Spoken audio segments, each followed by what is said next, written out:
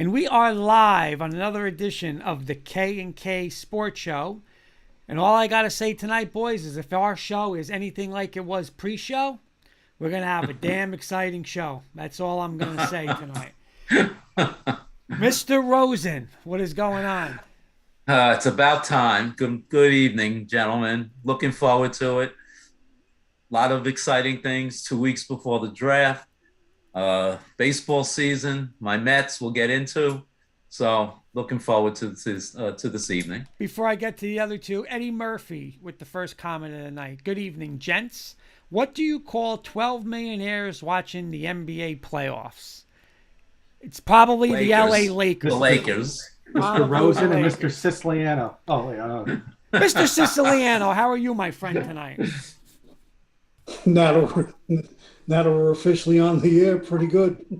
Oh, Eddie Murphy's saying the New York Knicks. He's throwing shade. I was going to compliment his Nets tonight, too. And he's throwing shade already at us. How's everything, Mr. Sis? Good. Like I said, we're on the air, so That's a start. And last but not least, I want to officially wish Mr. Kirkpatrick a happy birthday. It was last Saturday. Mr. Kirkpatrick, happy birthday. Thank you. A week late, but thank you. Oh, it's not a week late. I'm kidding. Happy birthday, Ken. I'm joking. It's not a week Thank late. Thank you for the shout out on All In on High School Sports last night. Yeah, and Paul, nice and I said last night on All In on High School Sports, what was Mr. Kirkpatrick's birthday present? A new roommate, Mr. Siciliano. Hey, the best roommate ever. Present, exactly. So- Best present I could have gotten. So now, since you were on air, Pleasure having him here. Kenny's saying happy birthday. He saved that joke for about a week for tonight. Very funny, Mr. Murphy. But Mr. Kirkpatrick, you're now 40. You can say what it is because we're the same age. 34. 34. You're looking 34. I must say, Mr. Kirkpatrick, you have not aged. You really haven't. And No. so how old are you, Kenny? Officially 47. 47. 47. I wish I was 47, right, sis? I am 47. Mr. Murphy is saying 34 plus 15, LOL. So he's making you 49, Yeah, Mr. Kirkpatrick. Touche. I also want to give a shout out to Mr. Matt Staffiero, our good friend. It's his birthday today. Happy birthday, Matt. And I Definitely can on tell you Birthday, this, Matt. he's not 47 years old. He is a youngin'. He's younger He's than us. younger. But I He's think, you know younger. what it is? I think our panel, we all look young for our age, which is a good thing. All of us. Yeah, So, we do. you know, do. we should have actually, before we gave out our age, if we would have gave out, like, we would have seen who could guess, like, the ages, I bet you everybody would be so off kilter tonight of how old we are. Nobody guessing my age. I can No tell you that. way. But Mr. Kirkpatrick, what do we got? Tons of stuff to work on tonight. Where are we going tonight? What do we got going on? We're gonna go a lot of we're gonna go a lot of Major League Baseball, a lot of NFL, and for those of you who are questioning about NBA, we're gonna do a little NBA tomorrow. So check us out tomorrow night for Wits and Wagers with Joey Clams, our good friend Carson Shearer, and the rest of us breaking down the NBA playoff games because we got the play-in tournament still going on. So until that gets a little straightened out, we'll hold that off till tomorrow. We'll do some NBA tomorrow. Okay. I have to give you credit for wearing your Knicks cap. Yeah. I'll wear it through thick and thin. I'll wear it. I'll wear it through the trenches. Okay, where you want to start tonight, Mr. Kirkpatrick? Well, I like always starting off with your quick hitters, so why don't we start with those, Kurt? Okay. Let's start nice and easy. Eddie Murphy, my memory is shot, but has NBA playoffs always had 3 days in between games. Nets are the only team that won't have played a third game till next weekend. You know what, Eddie? They were talking about it this week. The first round, they just kind of like friggin' like expand it and just make it go on. So they have games like every night and every weekend. They were talking about that today on the K show, and they're saying it helps like a team like the Nets. So those guys can rest, you know, like you're saying, you're not going to have, might be game 1, game 2, might be 3 games later, another 3 days for game 3. So it's crazy. Let's start with number 1. L.A. Lakers, what a mess. Paul, should Frank Vogel have been fired? Probably not. But of course, everyone's to blame except the one big man that doesn't take any credit or discredit. Hold that thought. We're going to get right to that. Mr. Sis, Okay. should Frank Vogel have got fired from the Lakers? Yes, and LeBron should be the new coach. Eddie's saying they used him as a scapegoat. Kenny K. Exactly. Should he have been fired? No, but was I surprised he was going to get fired? Yes. Okay, I'm going to come right back to you on this one, Kenny. This is going to tie into Paul. Who is in your opinion, who is to blame? Is it Russell Westbrook, Anthony Davis, LeBron James, management, Frank Vogel, or all of the above? It's a lot of all the above. Davis is always hurt. How many games has he played, since he's been a Laker? Westbrook, it seems like they just didn't gel from the beginning. And, you got LeBron James, who only plays when he wants to play. So a little bit of all. And then you get Frank Vogel, the coach, who's more of the scapegoat. But your stars don't want to play or can't play. What are you doing with the guys that are making league minimum? That's where you hurt with these super teams. Well, I'll say this, and I'll jump in, and I know Paul's going to agree with me. I'm blaming LeBron James because, and I don't want to hear, did you see what you talk about fraud? Did you see what this fraud already said? I'm not going to be involved in any, I'm not involved in any of the summer moves. No, because you made all these moves and you made it a disaster. A disaster. You wanted Russell Westbrook. You wanted Anthony Davis. You could have had all that young talent around you, and you wanted this, you wanted that. The Lakers pleaded with you. The Lakers gave you all that, and now you have a mess over there. And don't be shocked if he runs out of there already. He's saying, I want to play with Steph Curry. I want to play with this guy. By the way, Matt Staffiero saying, have a good show, gents. Matt, we said it once. We'll say it again. Happy birthday to you today, Mr. Staffiero. Happy birthday, Mr. Staffiero. Many more, and go Nuggets for Matt out there in Denver, Colorado area. So, Paul, who in your opinion, who's to blame with that fiasco? Yeah, I mean, you know what? You used the exact word, Kurt. Fraud. This guy, why doesn't he put on for once his big boy pants? Yep. Take full acceptance for what happened this year. When it's okay for him to get all these superstars, but yet he will never admit to anybody that maybe it was the wrong decision to do all this. Right. And I love how he just says, like, well, I'm not involved in any moves this summer. Well, you can't make any moves. No one's taking those contracts. Like, you put this team a disaster. Disaster. And let me just say one more thing, Kurt. Every place he's been, he's always involved with every move that wants the player. He's going to get them. So all of a sudden, he's not going to be involved with moves? Give me a break. Come on. Exactly. Sis, what about you? All of the above. All of the above. Matt saying Nuggets need Murray back bad. I don't know. People are saying he's not going to come back. Eddie's saying Russ played better when LeBron was out. And when LeBron did play, Russ was scared to play, it seemed like. Good point. Tonight, I know the game is on. Atlanta is up 32-20 right now. Paul, who wins this playing game? Atlanta or Charlotte? I'm going to go with the Hawks. I'm going to go with the Hawks, too, even though I hate Trae Young because of last year. Right. Sis, what do you think? Hawks. Kenny? Yeah, even before the score, I had the Hawks winning this game big tonight. Eddie Murphy no is saying, and this was, I did hear this, LeBron wants Mark Jackson as a coach. I mean, listen, it'll be Mark Jackson's fault and he'll be fired because of LeBron. Yeah. Later on tonight, Spurs Pelicans. Sis, who do you like? Spurs. Excuse me. What's this again? I'm going to go Spurs because of the coach. I'm with you guys. I'm not sold on the Pelicans. They are home. Eddie's taking the Hawks in this one. I'm going to go with you guys in the Spurs. Paul? Yeah, let's sweep the board. Okay. Spurs. Sis, I'm coming to you. Will Drew Lock start for the Seattle Seahawks opening day? Definitely not. Kenny? Which just again, I still think Baker Mayfield's going to Seattle. Paul. Yeah, I'm totally agreeing with Kenny. I think Baker's going to be out there. Okay. Mr. Kirkpatrick, David Carr today signed a 3-year extension, I believe, 120 million, 40 million a year. Right. Yep. Would you have given him that money, Mr. Kirkpatrick?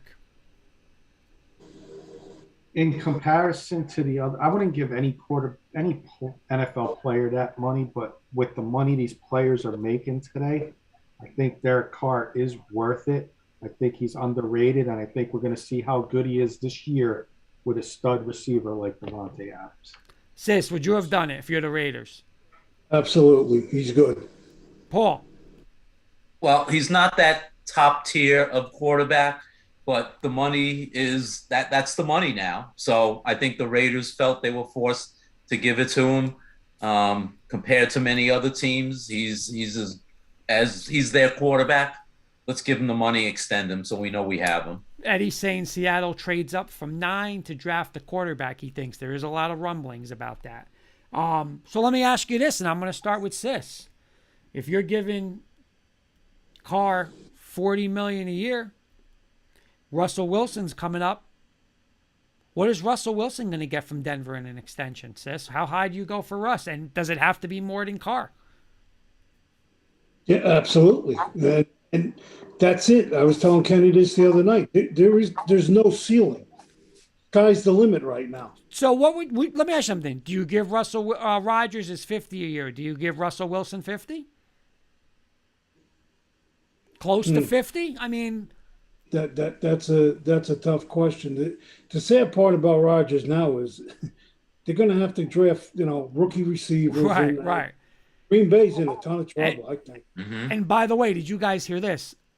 Rodgers is said he will not go to OTAs. So with those rookie receivers, Sis, Rodgers already said I'm not going to there. So he's already starting. He's a baby, man. I never cared for him, never. Eddie's saying I wanted Giants to trade for Carr a couple years back. Mr. Verrilli, what's up, my friends? What's going on, Verrilli? How are Kevin Verrilli's back in the house. Yes, sir. Nice to see. Kenny, so 40 to 40 million for Carr. Russell Wilson's up. He wants, he's going to get the extension. What should Denver do? And do you think it's going to be close to 50? Absolutely going to be close to 50. You're muted, Mr. Kirkpatrick. You're muted.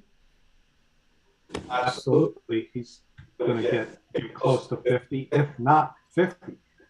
He, in my opinion, is top 3 quarterback in the NFL. And on the right team, he could be the best quarterback. Okay. Verrilli's saying, thanks, coach, for that. Sis, some of Verrilli's giving you a little thumbs up. Eddie Murphy is saying Packers should have just traded Rodgers and started over. Paul, what's your thought on the Russell Wilson now? Do they give him more than Carr? And what do you think it is? I'll put it this way. Russell Wilson's going to walk into the office of Rob Walton and extend his hand and say, hello, partner. And he's going to get whatever the hell he wants. That's they have to pay him. Let's face it. Right. And trade without paying him. Right. And they're saying, I wish they would have got rid of Rodgers. LOL, Bear fan with the Packers. And they're just saying this. They're saying this guy Walton, like you're saying, he's going to put in a bid for about $4 billion. But do you guys anybody want to throw a number? They were saying, what do you think his net worth is? What do you think he's worth, Paul? Do you hear the number? I read somewhere. I want to say something like 67 billion or some crazy 70 or 71 billion. Okay. Yeah. What's 4 billion between friends? The guy Walton, the new potential owner of the Broncos. He'll be the highest. He'll be the richest owner in the NFL if he does get the Broncos. And I think I read this will be the largest sports sale of any sports team in history. Crazy. Today, Sis, not sure if you guys were aware of it. Clayton Kershaw was throwing a perfect game against the Twins through 7 innings. He threw 80 pitches. They took him out after the 7th inning, and they did not let him go. for the perfect game. Sis, do you agree or disagree with that decision? Now, he did come off of injury, but 80 pitches with a perfect game. After 7, they took him out. Agree, or they should have let him try to go get it? If I was him, I would have hopped in my car and never came back. I'm with you, man. I mean, unless he said, I don't want to go. Right. I'm getting a little sore. That's terrible. We're really saying, wow, if he drops 100,000 on the floor, he would lose money picking it up. Kenny, what's your thoughts on that? Agree or disagree? Just exactly what you and Sis said. 100% on board with what you guys said. I'm not going to even go into details. You guys nailed it. Mr. Rosen. See, I got to disagree with you guys. He's coming off an injury. It's April. They had a shortened spring training. And actually, I read a quote that he said, I think last inning that he pitched, he had a couple of sliders that were flat, and he felt it was time. I just remember when Johan Santana pitched a no-hitter for the Mets, and he threw 130-something pitches. He was never the same after that, and they kept him in. Yeah, so, see, that's the thing, Paul. We don't know, like you're saying. If he said that, then I totally agree. You know what I'm trying to say? If it's on him, because he knows his body, right? I mean, he's the one that should make that call. Eddie's saying, I agree because of his injury history, but I disagree because of how much does that really happen. I think it's only like 27 or 29 guys ever pitch perfect games in the MLB. All right, and I got I'm sorry. Does Paul have a judge's robe on with the blue he looks like a judge tonight, right? We're really saying should have let him go until he got an out on a man. Give up, shouldn't have given up the perfect game. And here's my last one. I wanted to save this for next week, but I didn't want to forget about it. But next week's the NFL draft, and I want everybody now to do their best impression of how you would call Mr. Siciliano getting drafted. So I will go first. With the first pick of the 2022 draft, the New York Giants. Roger Goodell, sorry. The New York Giants select Eduardo Siciliano, defensive end, Seton Hall University. Mr. Kirkpatrick, you are up next. With the first pick in the NFL 2022 NFL draft, we have a trade. The New York Giants trade with the Jacksonville Jaguars. The Giants select out of Seton Hall University, class of 1977. At the firm age of 47 years old, Mr. Eddie Siciliano. We all know him. Eddie Siciliano. We're really saying best part is Giants having the first pick. Go ahead, Mr. Rosen. You have to announce the big move of the Giants acquiring Mr. Siciliano. With the first pick of 2022 NFL draft, the New York Giants making an offer to Mr. Edward Siciliano that he will never refuse. Hey, Mr. Siciliano. Very good, boys. All right, Sis, go ahead. You call your own number.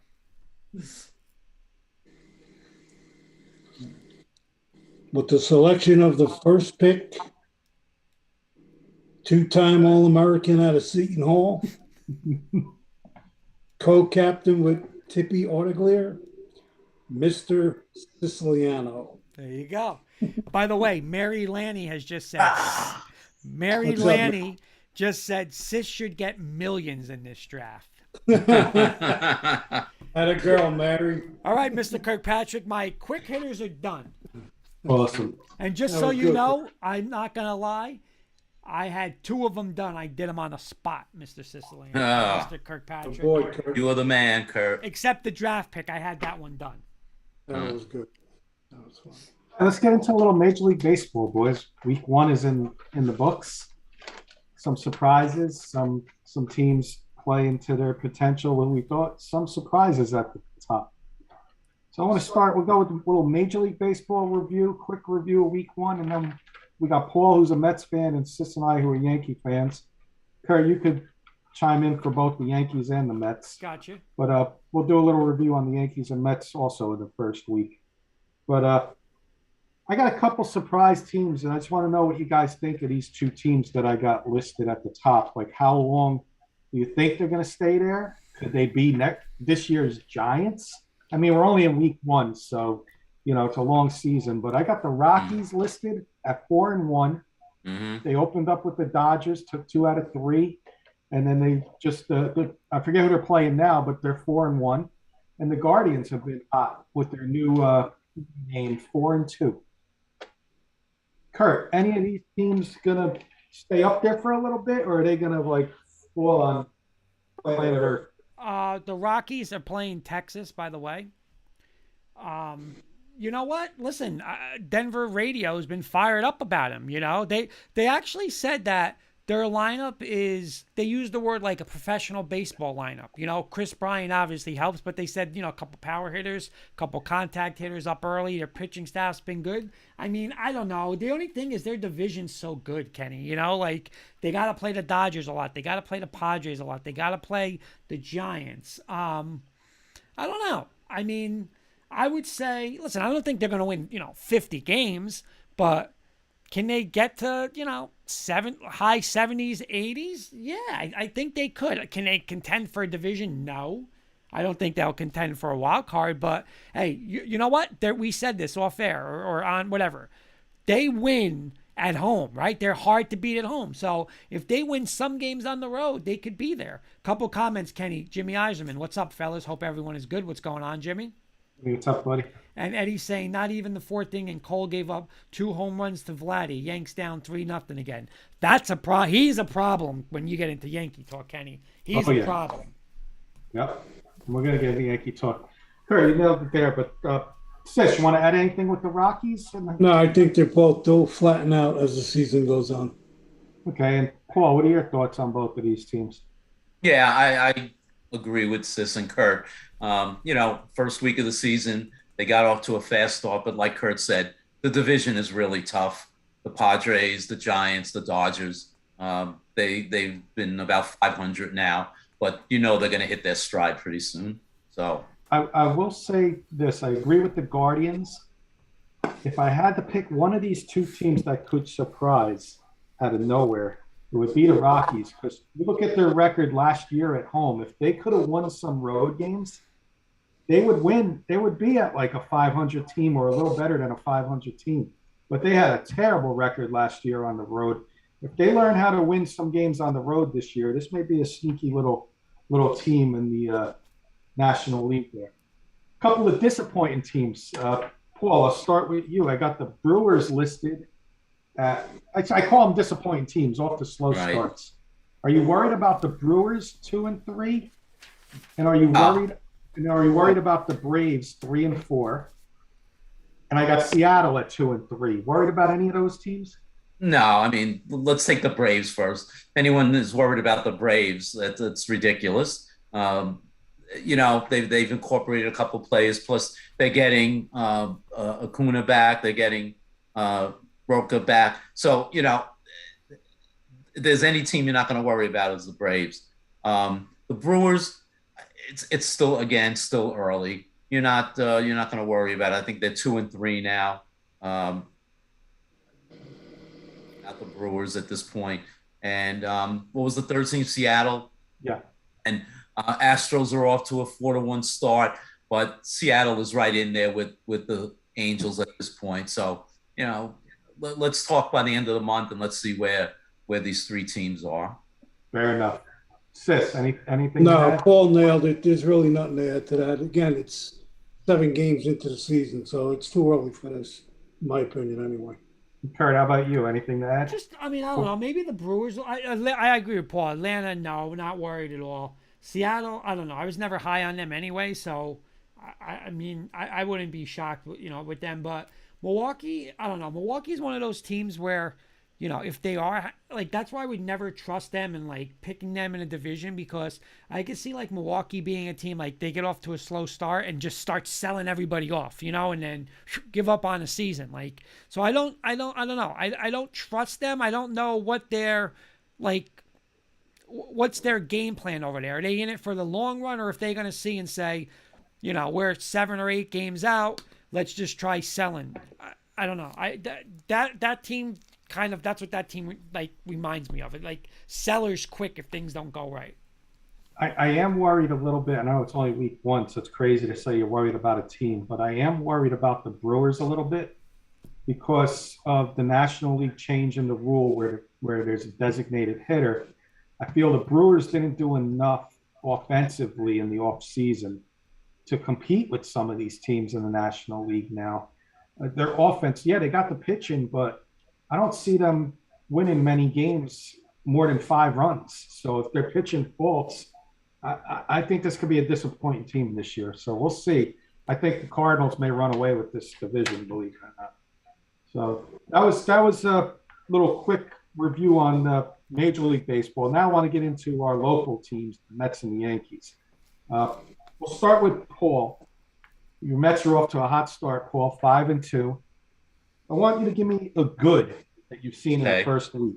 Could be a player, could be anything in general. Give me a good. Could be a staff, pitching. Yeah. Obviously 5-2, great start. Couple of good. First Buck, excellent so far in the first 7 games. We finally have an adult in the dugout, so he's been making tremendous impact on the team. Second, starting pitching. Aside from 2 bad innings in 7 games by the bullpen, the starting pitchers have been phenomenal. The bullpen's been okay, but Tyler McGill, he's done what DeGrom was supposed to do the first 2 games. He's been unbelievable. And Scherzer's been what Max Scherzer's always been in his whole career. So amazing first week of the season. Awesome. And Kurt, you got a bad for the Mets at all? Listen, just like, I mean, you want to say that the bullpen, that the game, what was it, a 3-0 lead or a 4-0 lead versus the Phillies? 4-0 lead. Listen, if they fix that, Eddie Murphy's saying the DH in the NL is going to let Nelson Cruz play till he's 50, LOL. Listen, if they fix that bullpen, I'm telling you right now, this team could win the World Series. It's especially when they get the Grom back, because their pitching is just, it could be like off the charts, man. And they hit for average. They got contact hitters. They got a couple of like the boppers in there. It's scary, man. It's just that bullpen. That bullpen, it can't have games like that. Can't have games like that. Here's a quick question. Okay, Paul. I was going to throw something, and I have to give credit to Caleb, who said it last week, and I saw something the other day. Someone proposed, and I have to, like I said, give Caleb credit. What if they used DeGrom in the bullpen?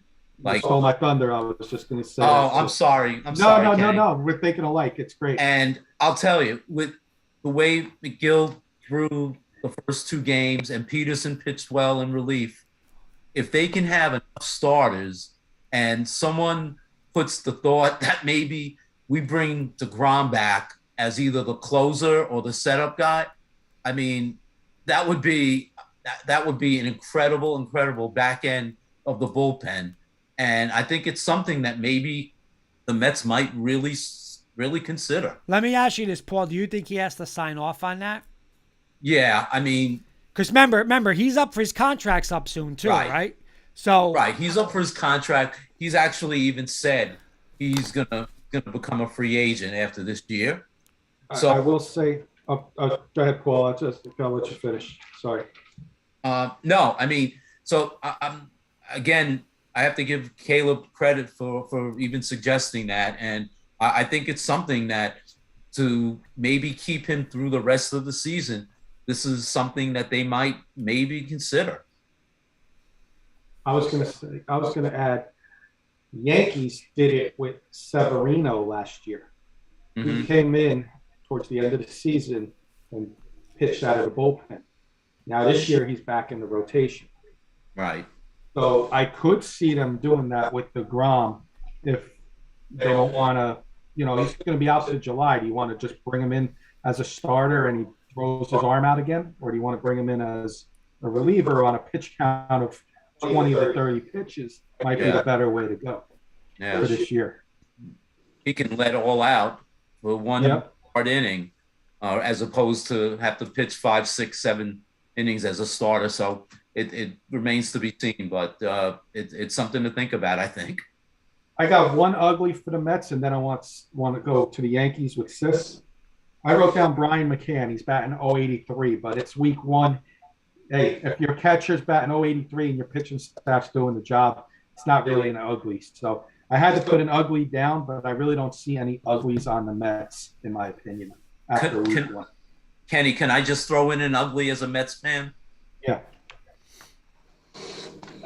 And again, I'm a Mets fan for 55 years, but I cannot stand these Met fans who you have one bad inning or one bad game, and these Met fans go crazy like they expect to win 162 games. I mean, right, it's not happening. It's not happening. What's that? I said it's not happening. I mean, like you're saying, they're not going to win.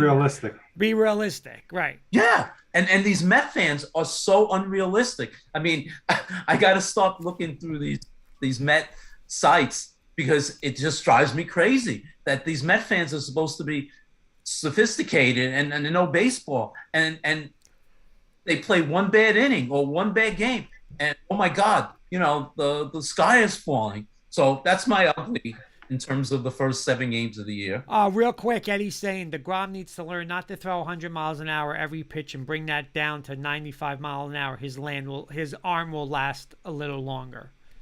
Yeah. Let's get into the Yankees real quick, and then we'll move on to Sis's mind and some NFL. Sis, any good for the week 1 on the Yankees off the top of your head? Say it again. You see anything good out of the Yankees after week 1? Yeah, I mean, their offense is a little bit better. It's not the 1, 2, 3 route, but you can see now the last couple of nights they're struggling again. They're back to the same, whatever. I agree. I think Stanton's off to a decent start. Chapman out of the bullpen, 3 games hasn't given up a run. And my last good out of the players is Severino. I'm liking what I'm seeing out of Severino. He came back first game of the season. He'll be pitching again tomorrow. We'll see what he's got in game 2. They'll probably extend him a few more pitches after each start. Kurt, you see anything good out of the Yankees after week 1? Yeah, I agree with you. It's Stanton. Listen, Stanton's going to have some at-bats where he just looks horrendous up there. But like you said, I mean, he's hitting the ball hundreds of miles an hour at people, playing a little outfield, and he should. I mean, he's got that big contract. I mean, there's no reason why he can't be playing right field a little bit. That's what I'll say. I also agree with Sis a little. I mean, listen, I still think they're, we'll get into the bad, but, with the catcher and the shortstop now, a little more contact. And I'll tell you, the one thing I loved was whether it was the puppet Boone or the people upstairs, opening day, Mr. Torres, sit on Mr. Bench. Love that. Boy, you see anything good out of the Yankees after week 1? Yeah, I mean, listen, it's a competitive division. They're right there the first week. I mean, the Rays I think they're 4-1 right now, but you put a postage stamp on the 4 teams that we all thought are going to be competitive right now. So they're right there. It's still too early, and I think they're getting contributions from the players that they expected to at this point. By the way, Eddie's saying they're on pace to have 162 different batting orders. Let's go to the bad, Sis. What's been bad after week 1 with the Yankees? What's bad? Nothing really that I can see, to be honest with you. Okay, I know Kurt's got one. But I got I'll let two. Paul go. Let's go to Kurt. Let's get Kurt's. Well, Let's number go to one Kurt. is Mr. Joey Gallo. I mean, this is getting discreet. I mean, all the guy does seriously is Well, strike that's out. ugly. That's ugly. Okay, that's ugly. How bad? Garrett, listen, Garrett Cole. He better be a top three. Remember, the Yankees don't have pitching when it is, so you need Garrett Cole to win 4 out of every 5 starts that he does, and he's getting beat again. He got bombed opening day, just like Sis said last year when he stopped. Remember, he didn't cheat with the Astros. Once he stopped with the funny stuff, he went down and down and down. So that's ugly, man. He has to. What you're paying him to be a top 3 pitcher in the league. Not good. Eddie's saying no production from shortstop and catcher, but not good for Cole. Not good. And Paul, anything to add with the bad? No, just Kurt nailed it with Cole.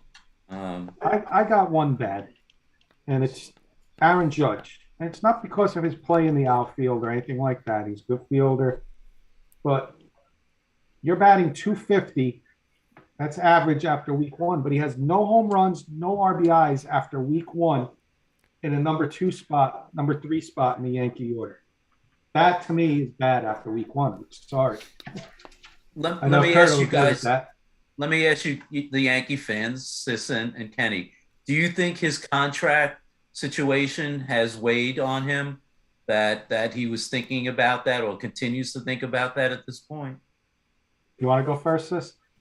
No, I really don't think so, because I think he knows at the end of the day, they're going to give him the money he wants. I don't agree with it, but he's going to get what he wants. They're not going to let him go. Eddie is saying, I think Aaron Judge will have a down season because this contract is going to be over his head and he's pressing. I think he's going to get off to a slow start, meaning we're going to see this for another week or two. And then he's going to have a breakout game or two against the Orioles or against bad pitching. And then things are going to change around, and he'll bat about 270, 280. And he does have 3 home runs, Aaron Judge? Yeah. No, not this year. Not this year. He has 0 home runs this year. No home runs, Sis. You guys, are you serious? Yeah. I watched the game the other day. He hit a home run. That might have been Stanton. Stanton, maybe. I'll look right now. I don't think he's got any. I thought he's batting 250 with 0 home runs and 0 I swear RBIs. he had 1 or 2 home runs. Let me see if I can go to him.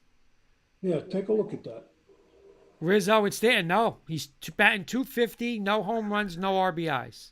It must have been Stanton. My bad. Yeah, Murphy's saying Rizzo and Stanton. Okay. And then the ugly. Kurt, you nailed it. Give us the ugly. I mean, seriously, it's not even funny to me. Joey Gallo, they were actually saying the other day, they were mocking it on the radio, oh, wasn't it bad? It was first and second, and he had a dribble at a first, and they were praising him, oh, he got the runners over. This is a joke, man. It's a joke. And he's actually up right now. I mean, it's a joke. I'm telling you, he stinks. Seriously, we laugh at all. I don't know how you can put him in the lineup. Seriously. All he does is strike out. It's insane. Pick your poison, Aaron Hicks or Joey Gallo. Both of them stink. Yeah. I mean, I don't have anything else to add on the ugly. Sis, you? No. And Paul? I'm good. Thanks. All right. Let's anything else? Baseball, guys? Week 1. We'll do this each week. We'll just do a little quick recap. I mean, if any news comes up, we'll talk about it, but I don't want to do top 3 teams. It's only week 1 or top. We'll do that in the next couple of weeks. We'll start doing when the season starts progressing, we'll start ranking the teams a little bit. So let's get into what's on Sis's mind. I know he's got a good one for us as always. I could see his mind is thinking over there. I know he's got something ready for us. So I'm going to send it over to give him the floor. The floor is yours, Sis. Yeah, this is probably a subject I could talk to you guys in the audience for about 45 minutes, but obviously I'm not going to do that. Dabo Sweeney and Mr. Saban came out this week. They're taking a real hard issue look with this protocol stuff. And they both feel which I do myself, that it's going to start really getting to a point where it's going to be detrimental to kids down the road. Okay. And we'll start with Paul, and we'll go to Kurt and Kenny. What do you think a little bit on this right now, Paul? I think Well, Paul actually stepped away. Kurt, why don't you take it first, Kurt? Wait, sis, when you say protocol, you meaning? In other words, yeah, you know, I can go to Ohio State, and then I can transfer to wherever. I don't know, sis. I'll be honest. I'm torn on this. You know, let's be honest, right? Like they always talk about coaches, right? Okay, so sis, so you recruit me, Kurt. I absolutely love you. I love your game. You're the quarterback of this future. Yada yada yada. But then you're gonna turn around and tell Kenny, love to have you, man. I think you could be the quarterback. So you're lying to one of us, right? So if I'm the odd man out, and now you go with Kenny, like, why do I got to be the one that's screwed? You know? So I don't really mind it. Honestly, I really don't. I think basketball is the same way. And listen, it's a big decision. You know, it's a big decision. Like, I'm trusting in that coach. Okay, there's a spot for me at Alabama. Now all of a sudden there's not. So I got to waste my 4 years and sit there when I can go and say, hey, you know, Clemson also recruited me. Maybe I could fit in there. I don't know. I disagree. I think I kind of like that those kids have the ability to transfer. That's fine. Kenny? I agree with Kurt a little on this because I'm bringing up one kid, and I'll bring him up. Spencer Rattler. He was over in Oklahoma. He was supposed to be the best quarterback coming out. He was going to be the top quarterback probably come out this year, be the top 3, top 5 pick. Had a down year, got benched, never came back and saw the field. So what does he do? Does he stay in Oklahoma and sit again and not get his career pursued and a shot at the NFL, or go somewhere like South Carolina, who probably recruited him as well, like you said, Kurt, and talk to him and give him a shot and say, yes, you are our quarterback and you're going to play this year 100% of the plays. And he has a shot of resurrecting his career and pursuing his NFL career because of it. Kenny, I don't have a problem with it. Kenny, another one is look at Joe Burrow. Joe Burrow's not Joe Burrow if he don't transfer and go to LSU, right? He couldn't play. They told him in Ohio State, you can't play. So yeah, but we're not talking about Joe Burrow playing now. Keep in mind with this money involved, because here's my point with this. Okay, if you're getting recruited by Alabama and Ohio State, for example, okay, I'm gonna go, being that I can go get commercials, endorsements. I'm gonna go where I can get the most money now because it's legal. That's my take on it. And my other take on it is this, like you said before, okay, Kurt Valenti, I want you in my program, yada, yada, yada, okay. Then you get 5 visits. So the next school you go to, coach is going to tell you the same thing. What's to stop any of these coaches from telling Kurt Valenti, listen, okay, Kurt, you're going to go to USC. Guess what? If it doesn't work out for you, we got a home for you here. There's just nothing going to prevent that. No. You know? And to me, again, you're getting, when you're a Division I player, you're getting your scholarship, you're getting your room, you know, you are getting paid. Right. You are getting paid. Exactly. And I think what's going to happen down the road, like Saban was saying, that it's going to really affect these kids as far as, I'm not worried about my academics. I'm worried about playing football, and I'm worried about getting endorsements. So is the education going to be out the window, like he was saying? Well, let me ask you this. This really saying they all lie, just want to win and make their money off the players. But let me ask you something. Isn't that really what the NCAA college basketball is about, right? Okay, Paolo Banchero.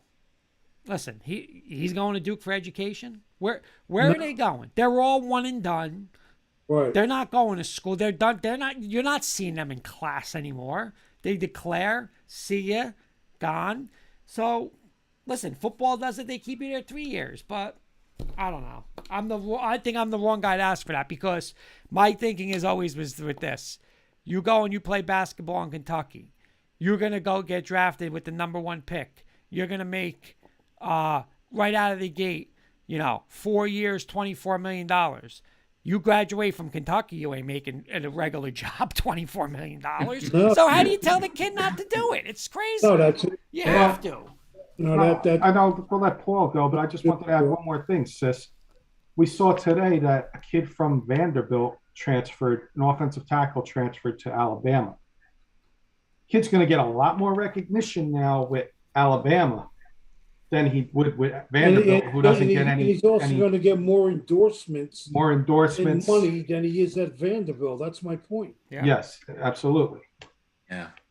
Paul, you had stepped away. We're talking about Dabo Sweeney and Saban are saying in the long run now, they think with all this protocol stuff, it's going to really hurt college athletics as far as football goes. What is your opinion on this? Yeah, I think it's already started to hurt college football, college basketball, the whole college athletics system. I mean, there's an expression years ago, money talks and you know what walks. Right. And I think that's what's happened now, that, as Kurt just said, players, college players, college football players see the opportunity that they never had before in their lifetimes. And they're having this situation now. Hey, I can grab money. If I can't do it at Alabama, I'll do it at Ohio State. If I can't do it at Clemson, I'll do it at, pick a school, Oklahoma. And let's face it, they recruit so many good players. And I'll give you an example. Jalen Hurts was at Alabama. Tua comes in. What happens? He goes to Oklahoma, and that season that he played, he was able to get drafted in the second round. Right. I think solely on that transfer to Oklahoma because he played so well. So I agree with Kurt. I mean, if that was my kid, I would tell them, hey, jump at the opportunity at this point. Sis, let me ask you this, right? Why is it okay for a coach, right?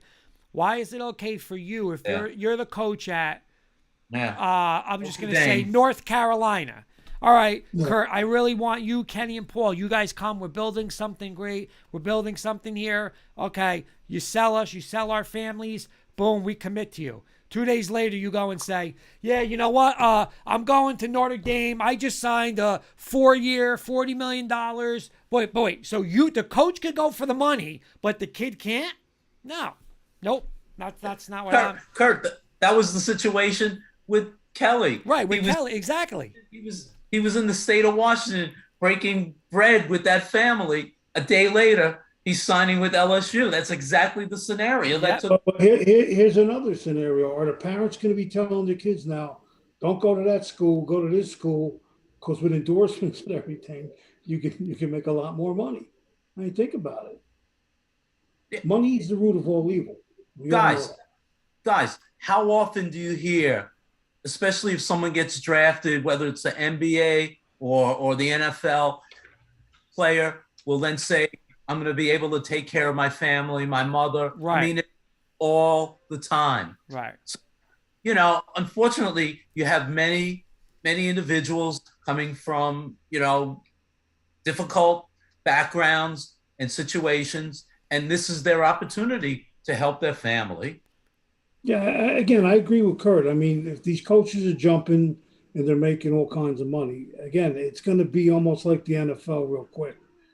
It's gonna get to a point where, again, these kids can make as much money. Look at Bryce Young; he made $1 million before he threw a football. Yeah. I mean, think about that. Just think about that. For really saying, how about the coaches who ride their high school players to get positions at schools to coach? Everything's a mess. I experienced that. Coaches will tell them where to go, have huge influence. Absolutely. Let's see. Getting back to the school education a little bit. I'm Bryce Young. won a national championship. I got $1 million in my bank account. Think he's going to classes? Think he's going? You think he's putting in 8 hours a day in the classroom? Who are you asking? I'm asking all of you. Kurt Valenti's taking those tests. We'll start with Kenny. What do you think, Ben? I'm not taking the test, but there's somebody taking that test, Mr. Kirkpatrick. I can tell you that. Virtual. I bet you those classes are virtual too. Oh, listen. Online classes. I bet you they're There you online go. classes. Here's the answers. Sis, you're talking about this, but Eddie makes a great point because there's a couple going on in New Jersey. High school kids already have endorsements waiting for them. That's the They're next getting thing. making them now. Fine. I was going to get into that next. Are the high school kids going to start getting? Is the Manning kid going to be affected by this? Absolutely. Listen, the Manning kid. If you guys watch, I actually sent this because there was talk that, that Virginia is in on Arch Manning. Yeah. I think his mother went. Right? Is it the Yeah. mother? I think the mother went. mother to went. UVA. So there was a video today. I'll send it to you guys. I emailed it to Jen today, and it was Chris Long and somebody else. Chris Long, where would he play on Philly? Was he on the Eagles? Yeah. Yeah, I think he played on the Eagles. Yeah, well, he That's was a good. UVA grad, and he's sitting Yeah. there saying, I swear to God, says, I'll send you the video. He goes, listen, you do babysitting, I'll give you $100 an hour to watch my kids, $500. He said, if your father wants to come down for a weekend, I'll go drinking with him. You go out with the girls. You go out with your friends. I'll hang out with your father so you can hang. Like, it's crazy. Like, that's legit, though, what people are doing to a guy. Like, you don't think they want Arch Manning as their quarterback? Of course they do. I'm surprised Tiki and Rondé aren't recruiting him. I know. It's But crazy. you know what's going to like- happen? You know what's going to happen with somebody like an Arch Manning? He's going to be the next Trevor Lawrence, right? Yep. Is he even going to play? He's going to sit out, opt out. He's going to, you're going to get these opt outs so he doesn't have a risk of an injury, and it's what's going to happen with him. Now, Virilli is, and I know this is true because I've seen it, the kid Mullen, he's he's actually a Kearney kid, high school kid. He is a football and wrestling stud from St. Joe's of Montvale. And it says Mullen from St. Joe's, 2-time state champs in Jersey and 2 gold medals in Junior Olympics. He already has an endorsement with the delivery of prepaid food service. I think, what is it, Eat Clean Bro or something like that? Yeah. He has an endorsement. He's a high school kid. Well, exactly. Yeah. Well, I want to finish up with this real quick. Yankees and Mets are off to a good start, Kurt. Is it the pitching or the hitting? In a couple of games they played. Start with the Yankees. The pitching or the hitting? I'm going to, surprisingly, I'll say pitching in the games they won. Like Kenny said, Severino, somebody, who else had the good game yesterday? Cortez. Yeah, Cortez. So I'll say a little Bullpen's been pitching. good. Bullpen's been good. The Mets, about I the think, Mets? the Mets, again, like he said, McGill and Scherzer did that. But listen, the Mets hit, man, they got a nice little lineup. So I'll say the Mets, I'll say their lineup. I like their lineup. Kenny, same question. Yankees pitching or hitting so far? I think the Yankees, it's a little more pitching. I think, like Kurt said, Severino, Cortez, the bullpen's been great. With the Mets, I think it's a little balance of both, but I think if I had to go with the Mets, I'm going to go pitching as well. Hit 4-0 yesterday. You've seen a lot of giving up 1-2 run games. Yeah. So that's a little more pitching to me than hitting. I think you hit it on the head. I think they're balanced. Paul, what do you think? Yeah, I mean, start with the Mets. Definitely the balance. The pitching has been great. They've gotten some timely hits. Their problems in the past have always been with runners in scoring position, and they've been coming through more often this year so far.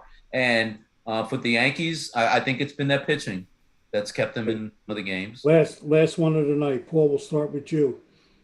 Do the Celtics sweep the Nets in this upcoming series? I don't think they're going to sweep them. They're going to win the series, but I don't think they're going to sweep the Nets. Kurt?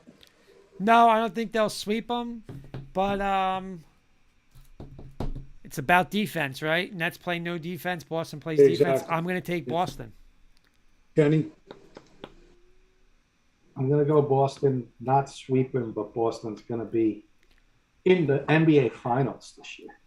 Nice. Oh, wow. Okay. All right, gentlemen, thank you. Real quick question thank from you. the Vrilli's also saying there's a kid from Talmadge from Brick has the same deal. Cosgrove from Camden Catholic. So 3 kids, high school kids with deals from Jersey. Eddie's saying Nets winning a gentleman's sweep. And Eddie's asking a question. I'll go rapid fire around the horn. I'll start with Sis. Albert Pujols, 680 home runs. Do you think he has enough in the tank to get his 700? So he needs 20 more this year, Sis. At his age, I think it's going to be a little hard to do. I agree with you. Kenny. I disagree. I'm going to say he gets it because of the DH rule in the National League. He's going to get to be a DH this year. Get the quite at-bats. often. Yep. Paul. Yeah, I'm gonna say yes. He will get to 700. Okay. Is Varelli in touch with any of these high school kids about becoming their agent? He should, right? Really be making nice deals, right? They're all wrestlers. Yeah, but you guys got to check this kid Mullins out, man. Look on YouTube. It's insane. I mean, he was, like I said, a wrestling stud. He was, I want to say, he had at Army. He was at Cincinnati over the weekend. Like, they probably want him for both. He's probably going to do both. He's Varelli's laughing at that comment. Ask Varelli what he thought of Jack Peavy when I coached them. Uh-oh. Let's see what Mr. Varelli says in the comment. I don't know if I'm going to be able to read the comment. I might just have to say, read only. Okay.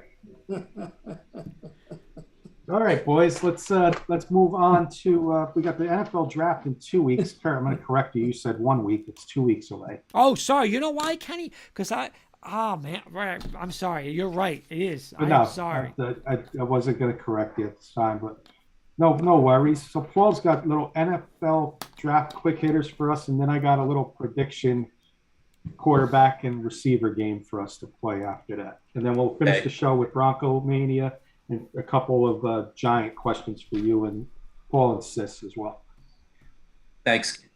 Guys, can I just I don't want to bring the show down, but can I just acknowledge something? Of course. That happened over the weekend involving Dwayne Haskins. Yeah. That, I don't want to use the cliche, but, life is so precious. But to hear what happened over the weekend to him is just shocking as a Jersey kid too. And I think it's such a tragedy. And I just wanted to acknowledge that. It is. Mm-hmm. It is. Mm-hmm. Real quick, Varelli saying the best thing I heard playing for the Jerk for 3 years, he needed his butt whipped. All right, Paul. Sorry about that. Okay. To get that comment. No. So it'll be quick hitters. You'll see the kind of questions that I have. Let's do Kurt, Sis, and Kenny. All right. How many quarterbacks will be selected in the first round? 0, 1, 2, 3, or more than 3? Kurt? I'm going to go 3. Thanks. Go ahead, Sis. I'm going to say 2. Kenny? I'm going to say 4. Second Eddie's question. saying 2. Who will be the first quarterback selected? Malik Willis, Kenny Pickett, Matt Corral, Sam Howell, Desmond Ridder. Kurt? Can I just answer? I could friggin' care less because I'm not taking one. I know. I'll take. I'm gonna go Malik Willis. Sis? Yeah, he's definitely going to be the first one taken. I agree with Kurt. Kenny? He's my top quarterback, so I'm going to go Malik Willis as well. Eddie's saying Pickett.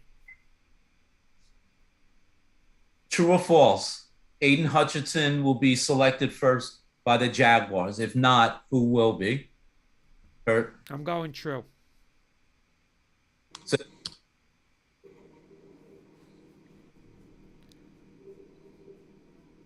I think we lost them. Oh, we're here, Sis. Do you hear us? Sis? Did we lose Mr. Sis? Oh, you there? Sis? What? You can't hear us? Now I can. I lost Paul for a minute. Oh, okay. What's the question? Is Aiden Hutchinson going to be the first selection by the Jaguars. True. Absolutely. Really said I would think so. Kenny? I'm going to go true. Yes. Okay. Eddie saying true, and he heard the kid Walker will be the second pass rusher off the board. Yeah. All right. Will the New York Giants trade none of their first picks, one of their first picks, both of their first picks, or draft 2 players with the 5th and 7th pick? Well, Paul, funny you say that, because Eddie Murphy's question. Eddie Murphy posted this a couple comments ago, but I wanted to hold off. He said, big possibility Giants trade back from both first-round picks to stock up next year and go get a quarterback. I'm going to say there's a shot they trade 1. Okay. Sis? Honestly, I think it all depends on who's available when they get to number 5. And I think they'll make their decision off of that. Good point. Good point. Yeah. Kenny? Sis nailed it. I couldn't have said it any better. You got teams like the Saints, who, in my opinion, are going to want a quarterback. And they got those 2 picks sitting there that they traded with the Eagles. It's all going to depend on if they want to jump ahead of Carolina or Atlanta, who's sitting there at 8. That probably needs a quarterback too. So we'll get to that in a second. No problem. So I'm going to say yes. They're going to trade one of their picks back. 1. Okay. Paul, can I throw one back at you real quick? Yeah. I'll just ask you, as a Giant fan, would you rather see Malik Willis go 2 and teams now have to go and say, let me move up for Pickett, or do you want to see Willis drop and somebody want to trade with you to go get Willis?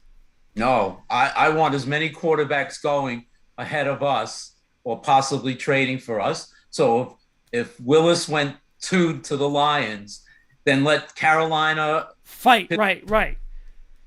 Let's get into a free-for-all and try and get the best offer. So yeah, I mean, hell, if it was up to me, I'd love to see the 4 quarterbacks go.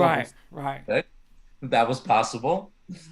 Anyway, will the New York Jets trade none of their picks, 1, 2, or both of their picks, or draft 2 players with the 4th and the 10th pick? I'll say this. If they could get Deebo Samuel, DK Metcalf, or who was the other one? Brown from Tennessee, I think they would trade one of those picks, especially number 10, because I think they want to get best player available, and then I think they definitely want to get a wideout. So if they can get one of those guys, they will. If not, I think they'll make both picks. Okay. Sis? Like Kurt just said, if they got a shot at one of those top 4 receivers, I think they give up the pick. Kenny? I think they stay pat, but it all depends on the quarterbacks. If crazy first top 8, 9 picks go and somebody needs a quarterback, there's a desperate team like the Saints with 2 picks. Jets will move back 6 or 9 picks, and there they go. They'll get their wide receiver in the draft, and they'll get another stud player in the draft. Rizzo just homered, boys. Good player. I like that they signed. Yeah. Broncos' first pick is 64, as you probably know, Kurt. Last pick of round 2. Which position will the Broncos draft? Defensive back, offensive line, wide receiver / tight end, or best player available? Kurt? You know what? I'm going to go. I mean, listen, I think they would love to find an offensive tackle that could compete for a job and be a future guy, but I'm going to go best player available. I think Peyton showed it last year. You know, he's not going to reach. Hey, Surtain fell. Surtain was there. Go get him. I'm going to go best player available.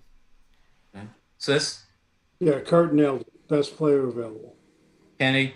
Just to be different, I'm not going to go wide receiver / tight end. I'm going to go tight end, period. Okay. Albert O is I think you can improve there. And if the tight ends slip, you can probably get a good one in the second round. By the way, breaking news, back-to-back, Aaron Judge has homered. So Judge and... Sis knew it. Yeah, Sis called it. A couple comments really saying the Jets need more help than any team. Verley's also saying the Jets make the Bears look like Super Bowl contenders, and Murphy's saying even the Giants make the Bears look like Super Bowl contenders. Thank him for the first pick. Yes. The Broncos have the wide receivers. They don't Right. need wide receivers. No, it's No. I said tight end. Tight No, end. I'm not going to I say understand wide what receiver. you're saying. All I'm saying is if these kids could put it in gear with Wilson, man, look out. Because Jerry Judy's no slouch, Yep, man. I'm ready. No. He's good, legit. Well, I'm looking at that tight end from Colorado State. Could be McBride. there. Yeah. Will Carolina draft a quarterback, yes or no? Kurt? Yes. Sis? No, they signed Cam Newton at the last minute. Good luck. Kenny? I'm going to say 80% yes. Okay. Who is it, Kenny Pickett? Malik Willis. Okay. Okay, Kenny. Will Atlanta or Seattle trade up over Carolina in an attempt to select a quarterback, yes or no? Kurt? I heard this tonight because I think somebody said Seattle with Baker. I don't know if it was Sis before. But I think, and this makes a lot of sense. They're saying that Seattle isn't gonna trade right now. Doesn't want to make the trade for Baker because they want it to be like, where like they don't want it to be known. Okay, we got Baker, we got Drew Lock. We're not going to take a quarterback. They want it to look like they want a quarterback. I'm gonna say no because you asked me just Seattle. Will Atlanta or Seattle trade up over Carolina? I'm going to say no. Sis? I love Kurt's thinking there where they're hiding in the woods. They don't want to show their hand. That's a great theory. I'm going to say no also. No. Kenny? I'll agree with Sis and Kurt, but if any of those teams would, it would be Atlanta. Same division, try and jump ahead of their division rival. Yeah. Will New Orleans or Pittsburgh try to trade up to jump over Carolina, Seattle, or Atlanta to select a quarterback? Yeah, I think both of them try. Sis? I agree again with Kurt. Yes, both of them try. I think Pittsburgh stands pat, believe it or not. And I think they'll take their chances and shots with Trubisky this year. Next year, be their quarterback. But I think New Orleans made this deal with Philly to try and move up with somebody. They got 2 picks now sitting there in the teens that are very intriguing for teams who need to or want to rebuild. Get 2 picks for the price of 1. I know I read somewhere that Tomlin loves Malik Willis, but whether that means we try and jump up, that's another thing. But I guess we'll see in a couple of weeks. If the Giants keep at least one of their first picks, must take an offensive lineman with that pick. Kurt? You're asking me about the Giants, right? Yeah. Must they take an offensive lineman if they traded one pick, but they keep that other pick? Oh, so you're saying they're definitely trading one? I'm just.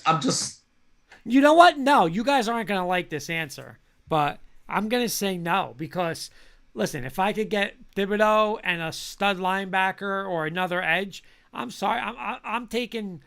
You guys are not going to like this. I'll take 2 defensive players, man. If they're high on my board, I'm taking them. Sis? Again, I'm going to repeat myself. It all depends on who's there, number 5. Yeah. If the kid Neal from Alabama is there and they don't take him, I won't watch one Giant game this year. Yeah. Not because he's from Alabama. We need that type of player. Yeah. Kenny?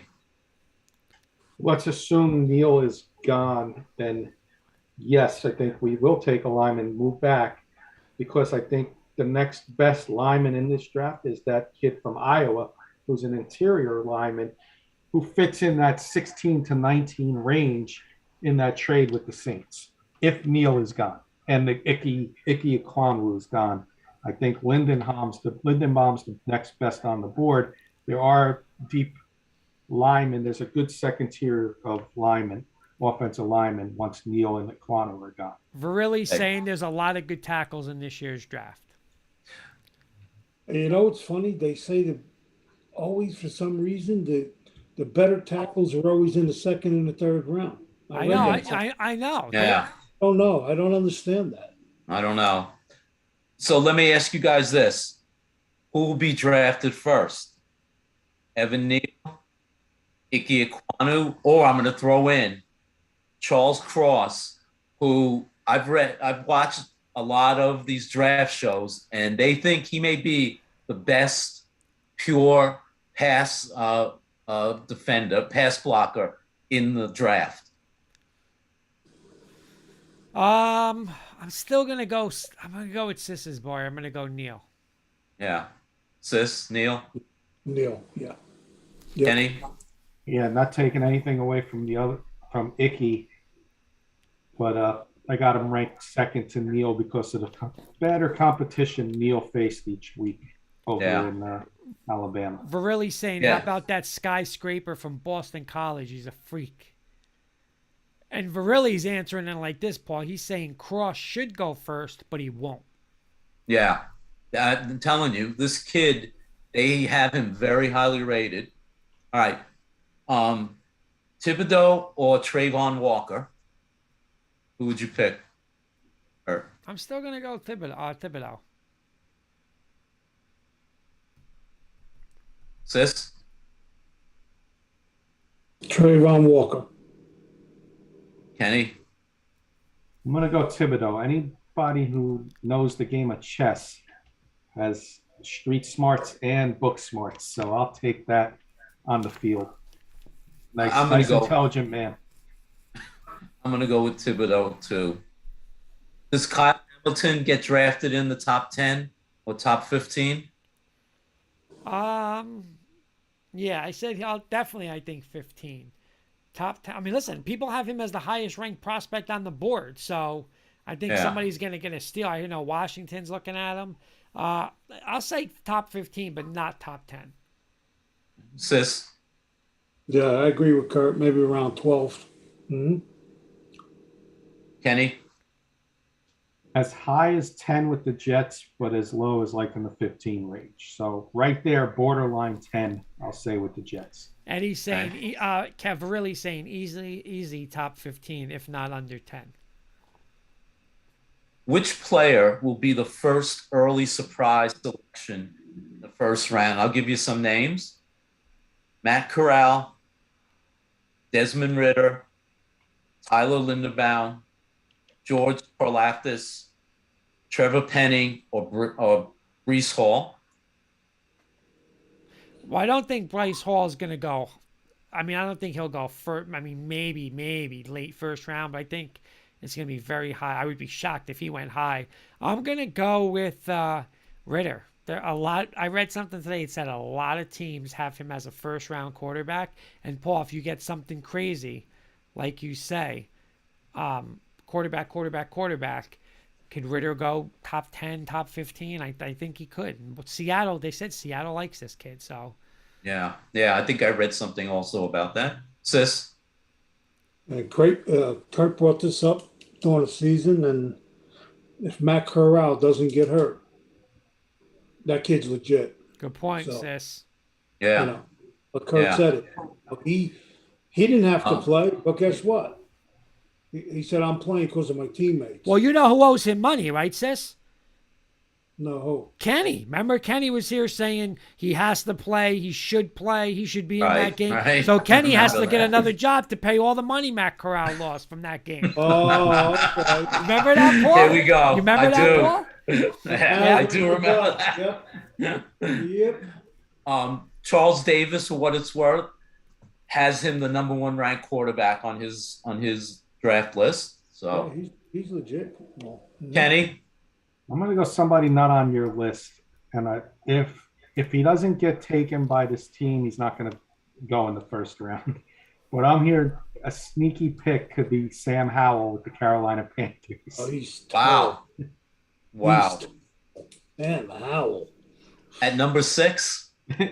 Maybe in a trade back. Who knows? He should play one of those Guys, should you go want to to one see of what those- Sam Howell has to learn to do? I can't see you. Yeah. Chart plays on a clipboard. No. That's a He waste needs of to a go. pick. He needs to go play in one of those new leagues first. And that would be a great pick for the Giants if Carolina picked him at number 6. Oh my God, Giants would be that doing would be the cartwheels. exact scenario. All right. I thought you meant Paul if the Giants took him. No. I'll did tell I. you what. It's funny you said that, Kurt, because I heard or read something that the Giants, they have those 30 meetings, in-person meetings, and he's one of the players that the Giants invited as their 30 draft prospects to be interviewed. He was in Jersey, so I'm just saying. All right. Which college will have the most selections in the first round? Georgia, Alabama, Ohio State, Cincinnati, or USC? I'm going to go Georgia. This? You know where I'm going. Yeah. Roll Tide. Kenny? I think it's Georgia this year. I think I'm going to go with Alabama. Thank you. Bonus question. We spoke about Arch Manning visiting Virginia. Where do you think he'll decide to go? Alabama, Georgia, Florida, Ole Miss, LSU, Texas, or UVA? Kurt? I said this on Facebook page last night. I think he's definitely going SEC, but I think he's going to a new team in the SEC. I know where you're going. I think he's going to play for Yeah, Sarkisian, Texas. Yeah. Texas. Yeah. I had heard that a while ago, that he loved his visit to Texas. I mean, let me ask something. I know he's Arch Manning, right? He's a Manning, but I mean, what is he going to prove? If he doesn't win a Heisman or a national championship, and again, not that this kid's built like this, because, I mean, he's probably not, but, I mean, how many Heisman Trophy winners have just come out of Alabama? They've been winning national titles. If he doesn't win, Texas hasn't won since Vince Young, right? Go there, Right. win a Heisman, you're in the SEC, that's a pass-happy coach. That's where I'm going to put him. Yeah. Sis? Was that the Vince Young that upset USC, Kurt? Yes, it is. Um, That you doubted yourself on. You screwed That's yourself. an inside, Paul, with me and Kurt. Yeah. But Oh, you'll have to tell me sometime. I will. This kid's already visited Alabama 4 times, but I think Kurt brought up a great point. He's probably better off going to Texas because, they haven't won since, like Kurt just said, since Young. So, I mean, if he goes to Alabama, obviously he's going to sit this year. Young leaves, gets drafted, and then he takes over. But the only thing I know, he's been to 4 visits. So, who knows? Yeah. Kenny? I think it's funny that we're all on the same page with Texas, but I really, really think a dark horse in this is Virginia. Virginia gets put on the map by this kid, and they compete with Clemson for ACC title, as opposed to taking a chance in the SEC now with Oklahoma coming in and Texas coming in, and you got to play Alabama, you got to play all these teams. He goes 5-5. Is he going to be a top recruit in the NFL? As Right. opposed to being in the ACC, if he can go 1 or 2 losses in a season, he may be. And remember looked at who as their the head next- coach is, Kenny? Tony Elliott, Yeah. who was the OC at Clemson with Trevor Yeah. Lawrence. Yeah. That's a dark horse, but I do like the Texas pick there. Yeah. The only thing I'll say to that, Kenny, is if Malik Willis from Liberty is almost be considered a top 5 pick, Arch Manning, regardless of what his record is going to be, will go top 3, top 5 when his when he turns into when his time comes. You laugh at me all you want, Paul. I would take Arch Manning right now over Malik Willis, Kenny Pickett, Oh. I would take him right now for the NFL. I 100%. would take him. I agree. I have more confidence in him than these guys. I agree. I do. I totally agree. Last question. You know how the players get invited to the draft, and they all come there, and they wear these wild, crazy outfits, and they walk onto the stage. Okay, pick one player who you think will wear the craziest, wildest suit or some type of outfit that's going to walk on stage to meet Roger Goodell. Or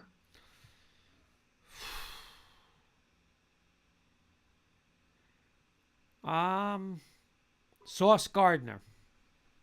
okay, sis. It's a good one. Come back to me with this. All right, Kenny. I got two, but I'll go with my first one, and then if Sis doesn't call my second name, I'll throw my second name out there. My first one is going to be Icky Aquano. And I just the name, I could see him coming out with like maybe his heritage, like some kind of outfit there from his past. But I got another one if Sis doesn't call it that I really think is going to be the flashiest out there. Okay. Sis?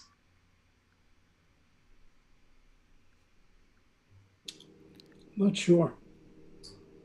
Okay. I'm going to go. Go ahead. Let's see if you call mine. Go ahead. I'm going to say Kayvon Thibodeau. Okay. Mine is going to be Malik Willis. Malik. Good choice. All right, Kurt. Real quick, Kenny, real quick. We got a comment too. Eddie and Virilli asked this, and I'll ask it. I'll go rapid fire with you guys. I'll go Paul, Sis, Kenny. How low do you think the defensive end from Michigan? I believe he's talking about the kid that got hurt. Gabo. Yeah. Where do you think he goes? First round? Yeah, I think low first round. Some team is going to wind up taking him and give him a red shirt season. Sis? Yeah, just like they did with the linebacker from Notre Dame a few years back. I agree. Yeah. Same thing with Williams from Bama. Somebody's going to take a shot on him. Oh, yeah. Absolutely. Yeah. I agree, Sis. Kenny? Somebody's going to take a shot on these kids with a bad wheel. Without a doubt. Yeah. And why wouldn't you? Think about it. They're the better prospect. Oh, absolutely. No doubt. Totally see a team like the Bengals or like late in the first round, Detroit Lions taking him. Somebody that far in the first round. Yeah. Absolutely. And I think he's got a lot of upside, so that'd be a good pick. Kurt, instead of I'd rather do this next week. I thought about it since we're 2 weeks away from the draft. We'll do our draft predictions for quarterbacks and wide receivers next week. We'll finish off the show with Bronco Mania. I got 5 questions for you, and then I got 4 for Sis and Paul as Giants fans. Okay. The last one is strictly for you, and you'll know why. Okay. So Bronco Mania this week, Kurt. I got 5 questions. So first question will be directed towards you.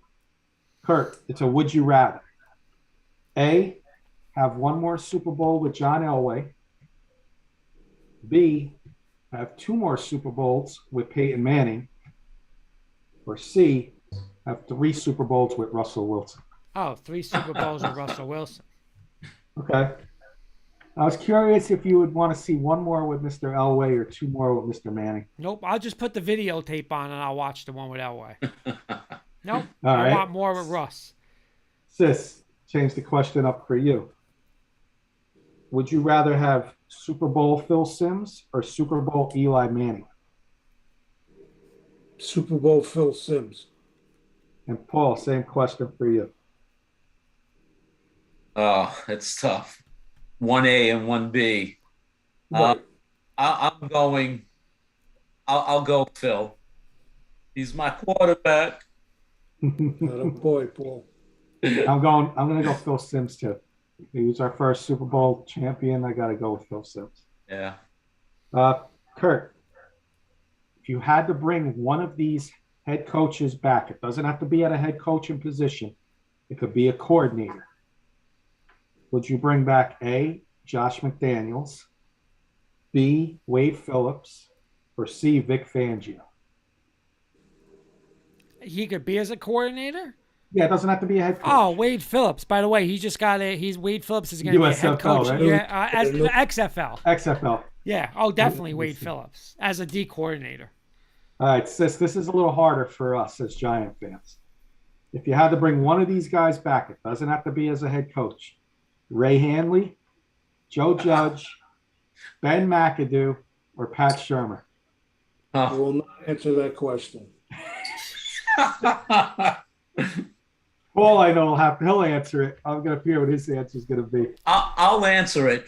And the interesting thing is, I just read something that they said maybe the Giants should have given Bob McAdoo a little more of a chance. Believe me, the other bought him a new suit too. yeah, right. Yes. I think I would go McAdoo if I had to choose one of them, unless Joe Judge is a special teams coordinator. That's the only way I'd bring him back. Yeah. Kurt, rank these running backs. No Sean Marino, Bobby Humphrey, Clinton Portis, Mike Anderson, Sammy Winder. I got giant ones for you guys. All right. Winder was tough. I'm going to go Portis 1, Humphrey 2, Mike, no Sean 3. Oh, he's off the Winder guy. I'm shocked. Mike Anderson 4, Winder 5. Wow, I'm shocked. Wow. I thought Winder would have been around 3. Yeah. I'm shocked. I'm shocked there too. All right, sis, for you and Paul. All right. Rodney Hampton, Tiki Barber, Joe Morris, Rob Carpenter, Brandon Jacobs. Alex Webster. Joe Morris. Joe Morris 1. Who would be 2, Hampton or Tiki? Hampton, Tiki. Who's the other 2? Jacobs and Carpenter. Carpenter would be last. Jacobs would be next. All right, and Paul. Tiki 1, Joe Morris 2, Rodney 3, 4, and Rob Carpenter 5. Very similar, but I'm going Tiki, Hampton, Morris. Hampton was very underrated running back. Yeah, I totally agree. Eddie's saying no Morris. You had Morris in there. Morris is in there, yeah. Morris is one of them. Number 4, Kurt. This is the last one for the Giant guys, by the way. And then 5 is strictly for Kurt. Kurt, if you had your choice of Patrick Mahomes or Travis Kelce for the 2022 Broncos for 1 year, you can have either one of those 2 guys. Who would you take? So you're saying just for this year. Just for this year, 1 year only. Patrick Mahomes on this year's The Broncos? fantasy league, Kurt. I mean, so you're saying now it's either Mahomes or Russell Wilson. Like I have Russell Wilson, right? Yeah. Oh, then I'm taking Kelce. Okay. I wanted to make sure you weren't going to take Mahomes. Without a doubt. No. Now, if you asked me that 2 months ago, I'm taking Mahomes. Yeah, but no, I'll take Russ. All right. For the Giant guys, sis, would you rather have for 2022 Chase Young or Micah Parsons on the Giants defense? Say that again. If you can have one of these 2 guys on the Giants defense just this year, Chase Young or Micah Parsons? Brad Van Pelt. Parsons. Paul, he's going Parsons. He's a stud, man. Is this pre ACL injury to Chase Young or? Yeah. Eddie's saying Parsons. Yeah, I'm saying Chase Young. I'm with Paul. I'm going Chase Young. Really? I'm shocked, man. Parsons going edge rusher. Parsons a beast. Yeah. Chase Young's going to have a monster year this year. He's coming back. Yeah. All right. And this one's strictly for Kurt, guys, to end the show. Broncos, AFC Championship game, Kurt. They're up against the Chiefs. This is the scenario. Yeah.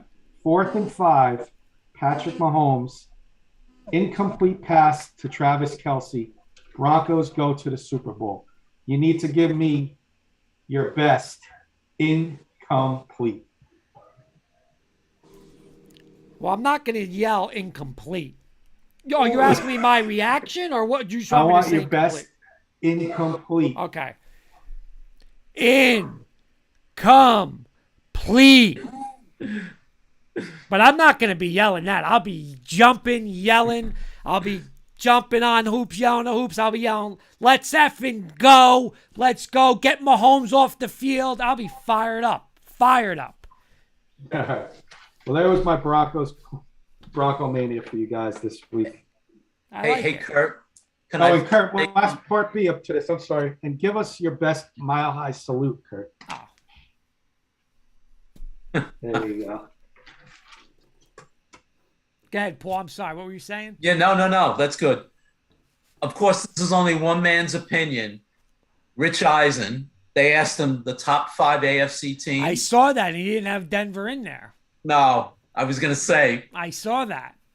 Yeah. Bills, Bengals, Raiders, Chargers, and Chiefs. No Broncos. Again, one man's opinion. One man's opinion. We'll deal with Rich later on. But I'm pumped up. Let me ask you. I got one Bronco Mania because this is something I would definitely ask Briggs. I'll start with Kenny on this. There has been talk that either Broncos Rams open up Thursday night to open up the first game, Broncos at Rams, or if they go Buffalo Rams, week 2 Thursday night, Broncos Chiefs. If you were me, would you want us with the Rams or right out of the gate week 2 with the Chiefs, Kenny? Right out of the week, I want to beat them early and put them in a hole early from you. I want the Chiefs early. So you want the Chiefs early. Sis, would you rather, if you were me, would you want to play the Rams week 1 or the Chiefs week 2? Being it's a new coaching staff and everything, I think you'd rather have the Rams week 1. Yeah. Okay. Sis, Paul? Is that Chief Broncos game at home or on the road? They weren't mentioning that. A lot of people were saying they would rather play Kansas City on the road early to get it out so you don't have to go there in the cold later on. Right. If I don't know, I think the Rams, the fans, they'll be pumped. They'll be celebrating their Super Bowl championship. I'd say bring the Chiefs. You got to play them twice. Might as well get them early. Okay, Eddie Murphy saying, do you really want to start 0-2, Kurt? And one more question, Bronco Mania. We'll start it again. Kenny, Eddie's asking, what is the Super Bowl window that the Broncos now have Russell Wilson, Kenny?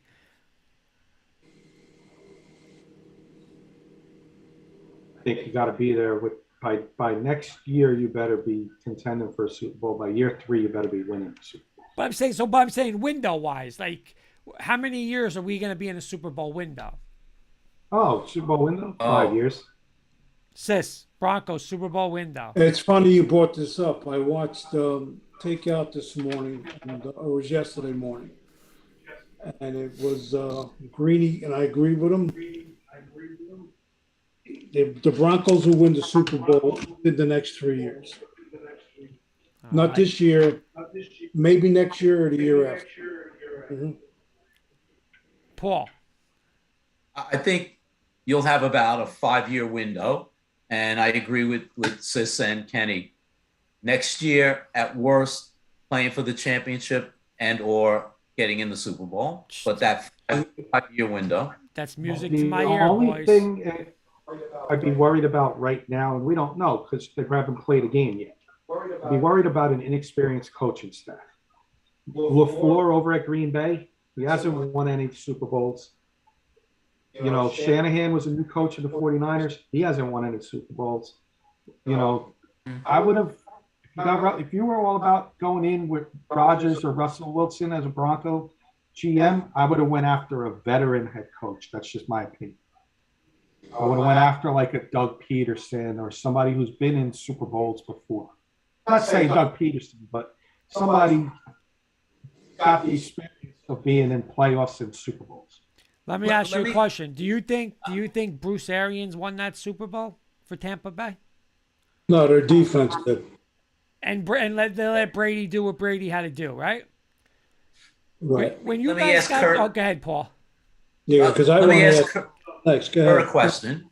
Do you think the Broncos hired Nathanson as the coach because they felt that they could bring in AR, and that was the reason they brought him in as coach? I think that was part. I think that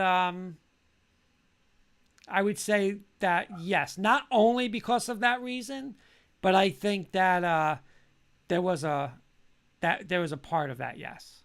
Yeah. My question to him is, realistically, what will be a disappointing season for you as a Bronco? Oh, for me, Not making a play? without a doubt, not making the playoffs, Mm-hmm. and I would even go to the fact of, I'll be honest, losing like a first, that wild card weekend game. Okay. I think they should get to at least the divisional round of playoffs. I agree. No, that's fair. Okay. My follow-up question for that would be, hypothetically speaking, the Broncos don't make the playoffs. Russell Wilson's healthy. Who gets the blame, Russell Wilson or the coaching staff? Listen, From you, not just you as a fan. Who are you blaming? Russell no, you or know the what? coaching I staff? got to see how these games are, because I read an article this morning from James Marilad, who joined the show with us, and he made a great point. He said, you know who's got the pressure this year? The defense, because there's no more BS. You know that Hackett and Wilson is going to fix this offense. Like Sis said, they got weapons galore. There's no more BS now of the defense of, oh, well, our offense is going to score. So this defense better be a top defense this year. We better not be giving up 27 points a game with this defense. So I'm not just going to blame it on the coach or Russell Wilson. If we're losing games 30-27, that's on our defense. We're still the number one paid defense in NFL. We're spending money. So we better be a top 3 defense. So I got to see what happens. Hopefully we don't answer that with none of the above. But I don't know. The defense better do their job too. This isn't just an offensive thing. The defense better come to play. The problem with the AFC is so many teams got better, not just the Broncos. No. Yeah. The Chargers got better on defense. The Raiders got better on offense. The Chiefs, okay, they fizzled out a little bit. Losing Tyreek Hill really took the starch out of them. But they still got Pat Mahomes. They still got Travis Kelce, all joking aside. Buffalo got better. They re-signed Von Miller. Or they signed Von Miller, I should say. You got a lot of teams out there that are good in the AFC. So I don't know if missing the playoffs is a complete disappointment. Kenny. I was just about to say, Kenny, you made a great point, and I was just thinking, I mean, we've all watched football for so long. I think an argument could possibly be made that this division might be the toughest division of any division ever in the NFL history. I mean, you have 4 legitimate teams. I mean, Las Vegas went to the playoffs and played well. All these 3 other teams are unbelievable teams. So, I mean, anything can happen. And if Denver doesn't do well, you can almost say, hey, they are in such a competitive division. It may be difficult. They may improve, but it may not matter that much. So it remains to be seen how well each team there is going to do. I don't think Kansas City is going to, I don't know. They lost that kid Hill. I don't think they're going to be what everybody thinks they're going to be. I'm with Sis, man. I'm with Sis 100% on that. This kid Mahomes is, to me, he's dropped off. He got his money. He's not as hungry. And the Chargers, to me, and the Raiders, they always fizzle out at the end. Granted, the Raiders did make the playoffs, but I think the Broncos are way better than Kansas City, the Chargers, and the Raiders now. Sis, I'm with you, because you know why? Listen, Kansas City's defense has always been their problem, right? They're worse. They don't have Honey Badger. They lost like 2-3 other guys. Their defense is going to be worse. They're taking Tyreek Hill, who scares the hell out of everybody out of there. They still don't want to run the ball. So they're like a disaster, so it's, I agree with you. I'll be honest. Like, I will be Doug Atkinson saying Denver will win the division easily. Listen, I think Denver should win that division too. And I disagree with you guys on one thing okay, if you guys can have a good season. Like, we now have a top 3 quarterback in football, right? We're going to pay him as the top 3 quarterback in football. We're still paying this defense as the number 1 paid defense in football. Okay, maybe it's a little less because Von Miller's gone. You have an abundance of, skill guys with Javonte Williams and those receivers. You can't go 8-9, 9-8. You can't. You invested too much into this team. So, listen, I'm not going to say this year it's win Super Bowl or bust. It better be like that the next couple years. But I think Denver's going to win this division. I agree with Doug. I think Denver's going to win this division. Chargers defense doesn't scare anybody. No, me either. Listen, Me either. Well, They got a good who they offense. pick up on the line. I disagree, guys. I think bringing in Mack is going to be a tremendous help for them. James in the backfield is the defensive back is great, and I think they've added some other key players also that I think the defense is going to be improved. I'm with Paul. And 2 years ago, we were saying Justin Herbert was the top quarterback over Joe Burrow. They were neck and neck, but Joe Burrow got to the Super Bowl, so nobody's really talking about Herbert this year. Team's going to fly under the radar. I think it's the Broncos, Chargers, Chiefs, and Raiders a little below those 2 teams. That's how I'm looking at the AFC West. I really think people are still underestimating Russell Wilson a little. And I know that's crazy to say, but I mean, this guy's been to 2 Super Bowls. He's won a championship. He really should. I mean, really, how do you not win that second one? Exactly. So there's not many players in this league that have a Super Bowl. He's been to 2. Again, with Thielen, I don't look at stats. I mean, he played on a heavy run team where that's what Pete Carroll wants to do. So I don't look at, he never had an MVP vote. He never did this. But you watch this game, man. This guy is a baller. You're putting him now on this Denver team with all this talent, with the defense. I mean, they're saying already he has the best offensive line he's going to have with this team. You know, better, I'm jealous. So, and again, here's the thing, like, people were talking about this the other day. With Peyton Manning, they were 2-3 out of the gate. Then they won 11 in a row. Denver's not going to start off 4-0. They still got to get used to playing together and stuff like that. But 2-2 after the first 4 games. They hit their stride in November and December, man. That team's going to be tough to beat. And that's all we can ask for. You know what? You made a good point, Kurt. Here's the thing about Russell Wilson that a lot of people, I think, may not realize. They will run heavy because look at the kind of receivers that Seattle had. They really didn't have any game breakers. They didn't have guys like Metcalf. They didn't have guys like Lockett. As soon as they got guys like Lockett and Metcalf, look how they opened up the offense for Russell Wilson. So his ability to acclimate himself and adjust to the kinds of offensive weapons they have play perfectly into your team now. Yep. Paul and Kenny, I'll be happy if we win 7 or 8 games. Me too. You guys are much more optimistic than me. I hate to say it. Really? Yeah. What are you saying? Maybe. Really? All right, I got my last question for you guys is this. I'm going to start with Sis, okay? I'm going to give you 2 scenarios. Scenario 1, you win 7 to 8 games and you're still on the fence with Daniel Jones, or you guys win 3 games and you can either take Stroud from Ohio State or Young from Alabama. Which scenario do you want, Sis? I want Young. Let me tell you this. If the Giants don't win 7 or 8 games and they don't get rid of, what's his name, Jones, next year I'll be a Denver Bronco fan.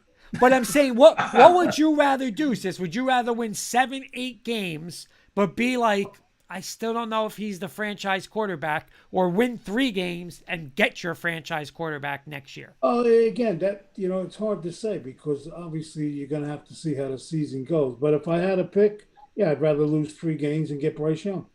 Paul, it's a no-brainer. Yeah, like Sis said, it's tough. I mean, you have to see how it plays out. I mean, it unfolds. I'm hoping the defense is a lot better. I'm hoping the offense is a lot better, but Jones can play at a higher standard and they can still only win 3 or 4 games. Do I you mean, blame? it's only April. We're already pumped up about football. Think about it. You got Right. a long way to go, man. Yeah, yeah. Kenny. I'm a little more optimistic than Paul. I think 6 to 8. 6 would be my low. 8 would be my high on wins this year because last year we had no quarterback. Look at our backup to Daniel Jones last year. Jake Fromm, Yeah. Mike But Glennon. you also have to remember this, Kenny. I'm sorry, guys. I actually forgot about this. Option A might be 7 to 8 wins. Now Daniel Jones says 3 years, 90 million. So Yeah, it's a great that's point. the point. You have to make this. You have to really make a decision this year. Is he the guy? Right. Don't- Totally Kenny, agree. Yeah. Kenny, don't the Giants have to make a decision the beginning of May on Daniel Jones if they want to pick up that 50-year option? I think so. They can Yeah. franchise tag him, can't they? No, I don't think they can. I think he's still in his contract. It would be the Kurt, I'm option. gonna do this. They can Do this franchise for- him. I'm going to do this in my final thoughts. So we do final thoughts. I'll do this. I'm going to Okay. read the Giants' home schedule, why I think they'll get to 6 to 8 wins. Okay. We'll I'll do it in start. final thoughts. All right, I'll start with final thoughts, guys. Great show. A lot of sports going on. I mean, I'll be honest with you. I'm not gonna lie. Last night watching a little Brooklyn, Cleveland, and I watched a little Minnesota and Clippers, and I was a little depressed. Last year at this time we were rocking Knick fans. The Garden was back, and you missed that. So going forward, listen, we need a big off season with our Knicks because I want to be back next year, and I'm pumped up. OTAs, all that stuff starting up. Sis, draft in a couple of weeks. Let me know Yep. what's going on because I don't pick till 64, so. I'll miss the first round of the draft, but that's my final thoughts. Did you have your Turkey Hill and Cool Whip last night? I did, I know you had it the night before. I saw it, Jim. and I might have it tonight. Okay. But you know what, sis? I'm gonna post a Facebook picture later. You got to give me about a half hour to 45 minutes, but you'll like you check out my Facebook post. You'll like it. Hey, Kurt, I have a question. Sure. Do you have a line in the middle of your refrigerator? Your food And Jen's food. There's not much. Listen, there's not much of my food. I think I have a little chocolate, water. That might be it in the fridge. Got a lock on her side of the refrigerator. I don't need anything. Mr. Sis, final thoughts.